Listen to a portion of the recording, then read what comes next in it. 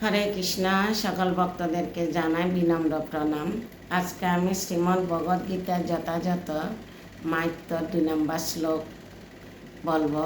ভগবান শ্রীকৃষ্ণ আমাদেরকে কি প্রতিশ্রুতি দিয়েছেন সেটা বলার চেষ্টা করছি। 2 নম্বর শ্লোকে বলছে যে গীতা দায়া শিলেশ পানায়ম পরেশ নবসন্তী পানি পূর্বজন্ম কীতানিশ।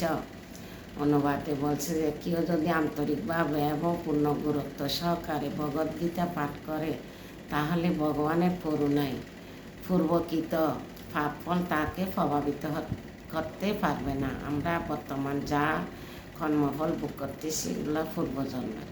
তো আমরা যদি ভক্তি সহকারে বা গুরুত্বপূর্ণ সহকারে শ্রদ্ধার সহিত ভগবদ্গীতা পাঠ করি তাহলে আমাদের পূর্বকৃত পাপ প্রভাবিত করতে পারবে না। ভগবান এই প্রতিশ্রুতি দিচ্ছে। তো আমাদের কর্তব্য হচ্ছে আমরা রোজ শ্রদ্ধার সহিত গীতা পাঠ করা। হরে কৃষ্ণ, সবাইকে প্রণাম।